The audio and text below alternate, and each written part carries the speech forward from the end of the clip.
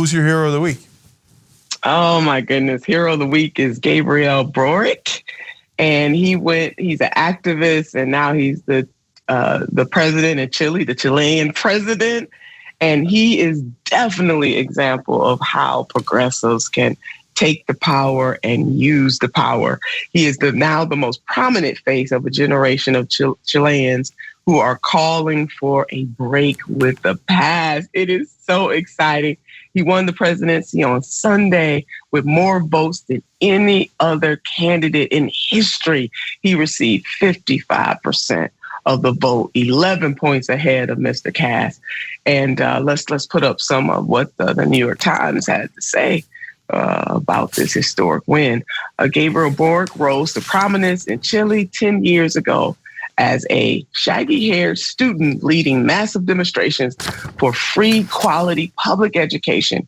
He ran for president this year, calling for a square deal for Chileans with more social protections for the poor and higher taxes on the rich. Can I get a hello somebody in there?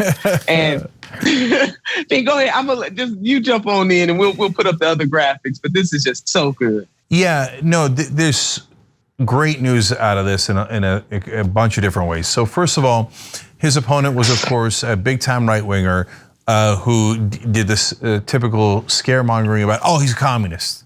And there's history of fighting against communism in Latin America, et cetera. It's a complicated history. It's mainly a history of American imperialism taking down any politician or legislator that would fight for the rights of the actual people of those countries, right? But sometimes that works politically, but it didn't in this case. And he won comfortably with 56% of the vote. And then there was more good news. Then his opponent, Jose Antonio Costa, came out and said that it was a grand triumph, and he conceded immediately. Now in a world where right wingers like Donald Trump never concede, that was refreshing to see. And outgoing President Sebastian Pinera, who does not agree with the new winner, who's progressive, so obviously he's not. In fact, the former president is a conservative billionaire, said that he has the government's full support during the 3-month transition. So the right wing actually doing a peaceful transition of power in Chile, we could learn a thing or two from that here in America. But overall though, Nina, I mean, we got more of these policies, but a 35-year-old, significant and strong progressive winning in a country that, especially after they lived through Pinochet, it's pretty groundbreaking. It's really excellent news. It really is, and may it ripple across the world. This is not just a victory for them, but I think it's a victory for us too. And he plans on doing the following. So the New York Times further reads that shifting from a private pension system to a public one, pardoning student debt. Hello, somebody. Now, they didn't have that in the article, but I just had to put that in there. Increasing investments in education and public health care, and creating a caregiving system that will relieve the burden on women who do most of the work of tending to children, older relatives, and other restoring territory. And other restoring territory to indigenous communities, and to support unrestricted access to abortion. Brother Boric, baby, you better go. You better do that. Yeah. No, that's why I said it's really strong. He broke all the conventional wisdom. They say, well, giving land back to indigenous communities, well, that could take land away from other interests, and so I'm sure they fought back aggressively. They said they supported unrestricted access to abortion. They say, oh, it's a very religious country, that won't play well. The right wing running against him were anti-immigrant, and he was more open to immigration. Although there is some anger in Chile about immigration issues, and he said no. I don't care. I'm going to run on a strong progressive agenda. And by the way, of course, part of that agenda was, I'm actually going to deliver for the average voter and citizen of Chile. So he not only won the cities, but he gained a lot of momentum in rural areas of Chile because they noticed his actual proposals that would actually help them rather than the super rich. And so once you get past propaganda, it's actually fairly easy for progressives to win in any country.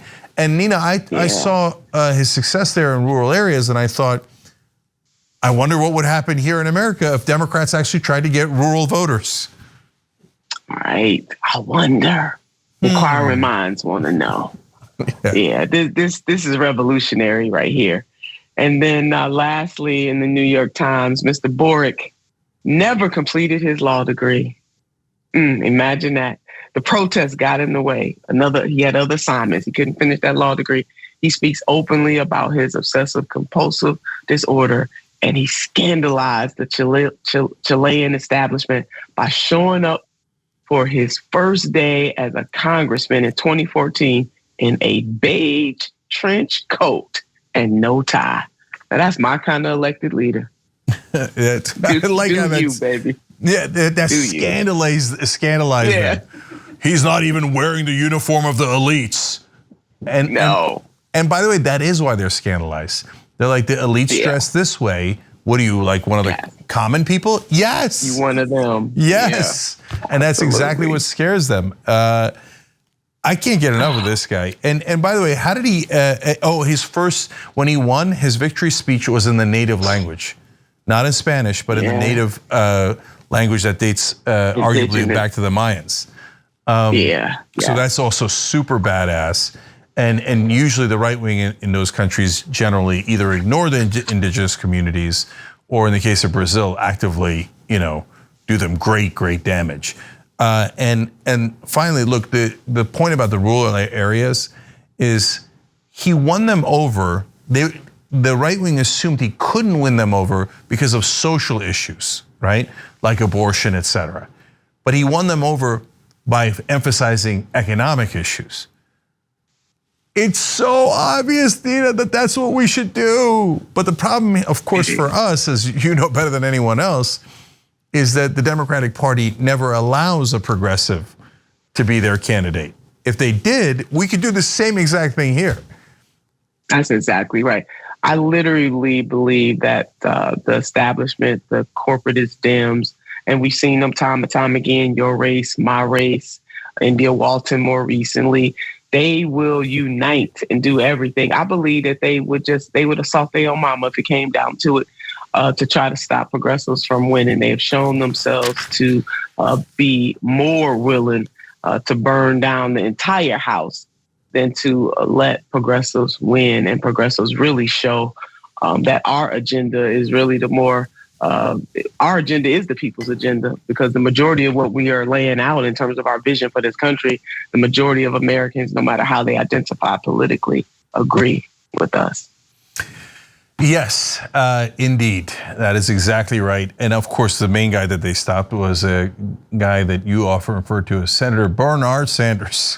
Bernard Sanders, and he from had the great state of Vermont. He had it in 2016, let alone 2020. He was up by 12 points against Trump. He would have won some of those rural voters. He would have won the populist vote. And we could have had this 5 years ago here in this country. But the people who blocked it were not just establishment Democrats, but the corporate media, who told you that Hillary Clinton stood a better chance of beating Donald Trump. How'd that turn out? And we see how that happened. And you think about him, the difference between Senator Sanders going on Fox News and Senator Joe Manchin.